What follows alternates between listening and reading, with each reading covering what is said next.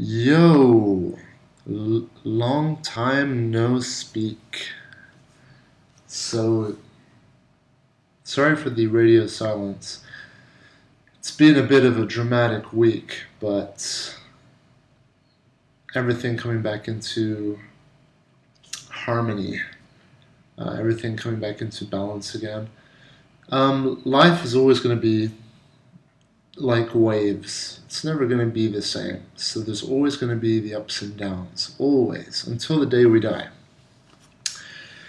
We can decide how the waves are, how, I guess, violent the waves of life are going to be.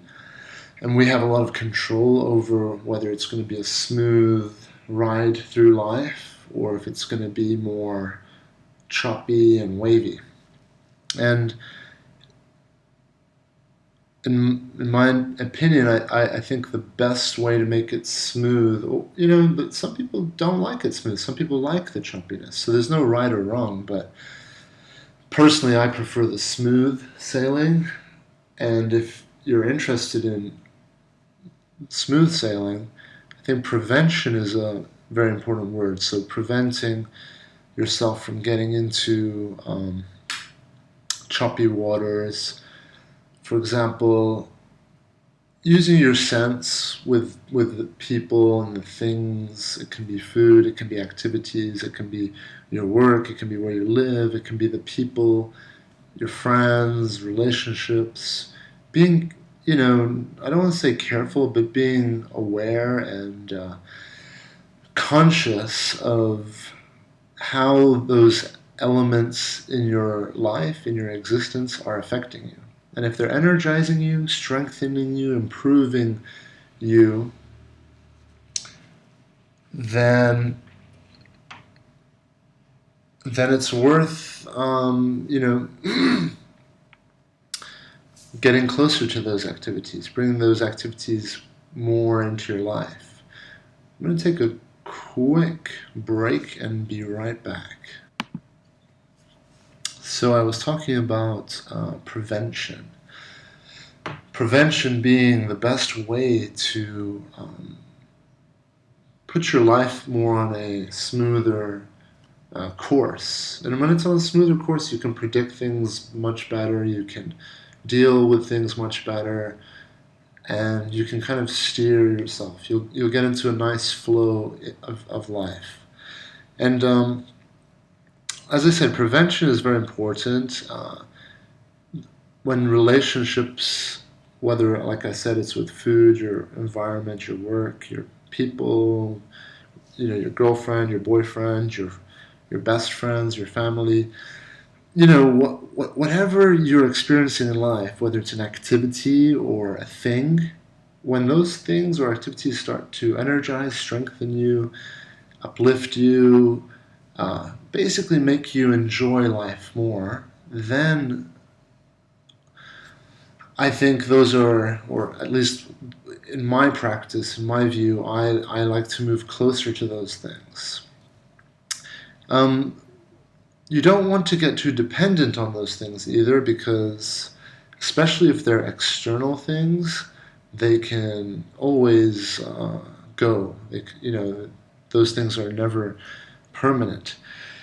Even if it's a person, even if you're married to someone, it's unlikely that you're both going to be together all the time and then leave the planet at the same time. So nothing external to you is ever going to be better than your own love and attention that you give to yourself, which, I like to call it me time. So me time is the more, it's when you spend more time with yourself to establish a relationship with yourself. And it should be, in my opinion, the core of your existence should be based on me time. So I talk about it in my other videos a lot, but I like to say that you should never really go under 60% me time, and 40% you can dedicate to other things, whether it's work, sports, a relationship, whatever. But I think a good 50% barest minimum of me time for yourself is critical so that you be a happy person, a whole person, so that into your other activities, the remaining 40%, you're going to be putting energy into those things rather than if, let's say, you only give yourself 20% me time, which is what most people do, or 10% me time, then 80% of your time is from things outside of you, and they're going to be, you know, sucking you, and you're going to become overly dependent on them for wholeness. So wholeness is 100%. If 80% is from other people or other things, activities, let's say your job, your house, your relationship, if all of that is taken up 80%, then if big parts of those things go, let's say your relationship ends, or someone you like leaves, or you lose your job, or whatever it is, then that's going to leave a bigger wound, let's say. So me time is absolutely critical, and you should always communicate the importance of it to other people as soon as possible, like very, very early in the relationship. Make it clear that you need me time, or, if, yeah, I mean, like I said, there's no rules, but this is just, in my opinion, better way to live, better living, is having that core of me time, because it's going to make you happy. It's going to make you happy. You're going to build a relationship with yourself. You're going to be okay being with yourself, and you're going to actually start to enjoy being more with yourself. And even when you're around people, or in big crowds at a party, at a club, or just at the gym or at your work, even when you are, yeah, you guys don't need to see my underwear. So yeah, even when you're out in public with people, you're still going to have that 50%, 60% of your core of you enjoying this experience also for yourself. Okay? It comes down to not really caring what other people think. It comes down to having enough self-esteem, confidence. This is all linked. So it's all about, what you're going to get from this is more confidence, more self-esteem. You're going to become more happier, just stronger. So I think it's absolutely critical for anyone who's interested to live a healthier, happier life. Or if you want to bring creativity into your work, or better, you want to perform better at your job, or at your hobbies, or in your relationship.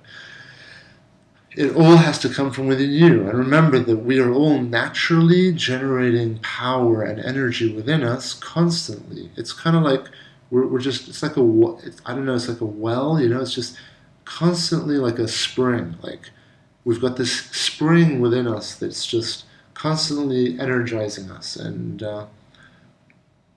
when we learn to keep that, retain that energy, and yes, give away maybe 30-40%, but retain the majority, it will keep us energized and strong and happy.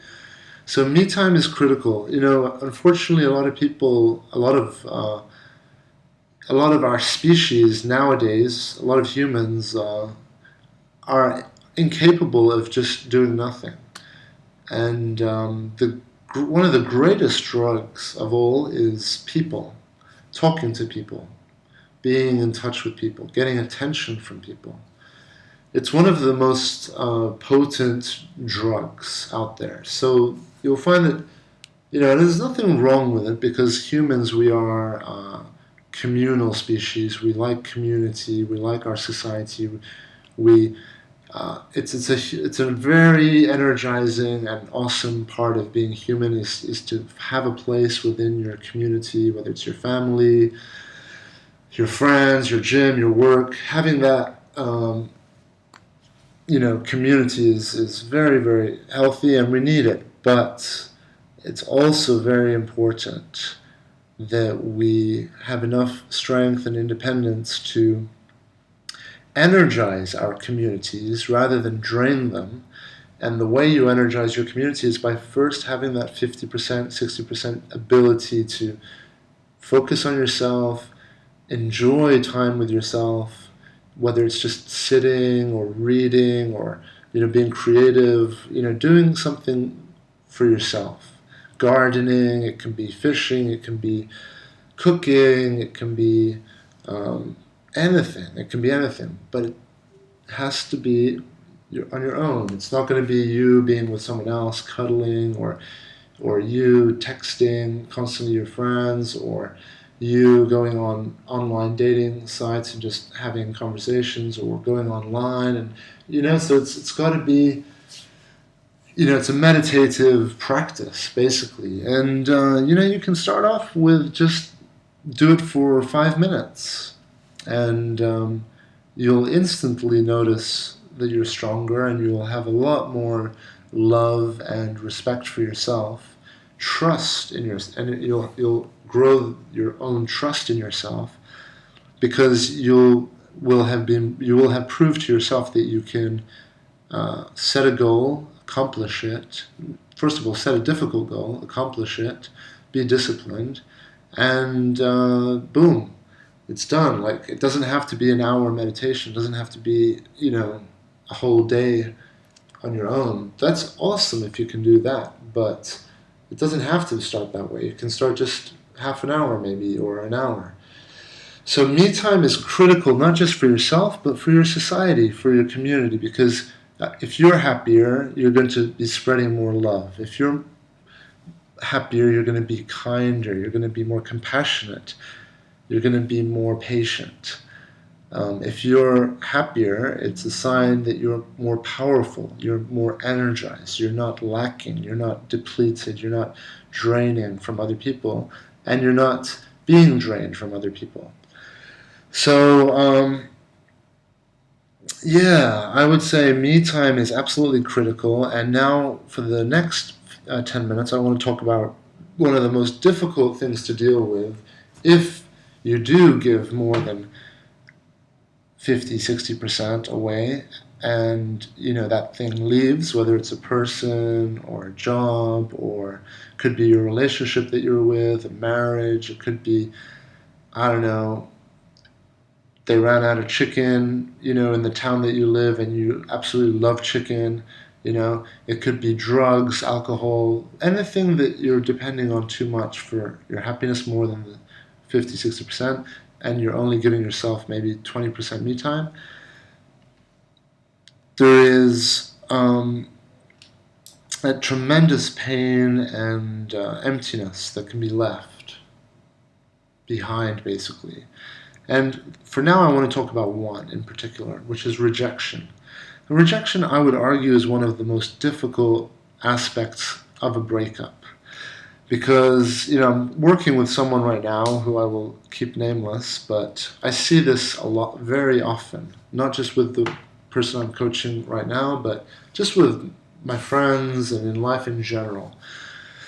And it doesn't have to be in a love relationship. It doesn't have to be like in a, just sexual, physical, it doesn't have to be in a romantic relationship, is what I'm trying to say. It can be a relationship with your family, your workmates, your friends. Rejection can happen in any type of relationship. Another word that I like to use for it is called, your power, having your power taken away from you. Okay? And the majority of the breakups that I'm seeing and hearing about from people usually ends with one person suffering because of the rejection, because one person feels they can't really explain or identify what they're feeling, but I believe the core of what's going on is that they've had their power, they've been basically dumped, they've been kicked in the nuts, or kicked in the boobs, or kicked in the stomach, and whatever, just being kicked. You've received a hurtful blow. And sometimes you can be the one receiving the blow, but also the one who's breaking up with the person. So you could break up with someone, but then also receive a blow. Because when you break up with someone, you can hurt them, and when they get hurt, they're going to want to hurt you back, and that's how the whole thing starts. So I think I see it as it's like a competition at the end for who's going to leave with more power. That's not the most perhaps mature way to look at it, but you know it's undeniable that there is this power, and we can suck it from each other, and we can give it to each other too. So I think in a breakup, both people are actually hurt, and there kind of comes this grasping for who's going to have the less hurt going on. And ultimately, the best method of approaching this is to just focus on your own life. Especially if you had a bad breakup, it probably, like, if there were mean words that were exchanged, or the person I'm working with right now has had this, where some mean words were exchanged that have like now gotten into my client's head, and she's not alone. This happens to so many people. I know someone else, a friend of mine, who had a breakup not so long ago, and the person that broke up with with this person said a lot of really mean, vicious things, and it's normal, it's natural, because understand, like, most people are not conscious, so when they get hurt, they're going to want to hurt you back. Okay, so the problem is that if it's, especially in a relationship, that the person you're with, if it's a good friend or even a family member or even like a romantic relationship, it's likely that they're going to know you better, and they're going to know what to say to really get into your head. And that's why no contact is great in this situation, because it helps you to focus on your life and get back onto your things and what you're doing. And a lot of us, when we get into relationships, we can put all of our life things, the usual things we spend time on, we can put all that on a back burner or shrink them, in our life, and because there's a new presence in our life who's taking more of our time, so it's just extremely critical that we use our awareness and just continue to nurture and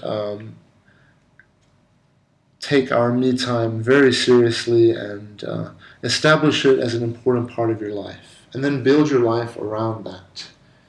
So I hope that makes some sense. It's been a while since I've made videos, and I tell you, to be honest, I think it's been, maybe more than a week, and not having done it for more than a week, I feel a little bit rusty, but a lot of stuff that I want to share with you guys, and I've been keeping it all in my mind for the last week or so, but hopefully make more videos this week. And thank you for all the emails I've been getting. I get a lot of emails from people asking for help and stuff, and just advice, and I try to help everyone. I try to help as many people as I can, but I have so many other things to do, just as you guys do as well. We've got work, we've got relationships, we've got, so many things that make our lives awesome. Our me time, right?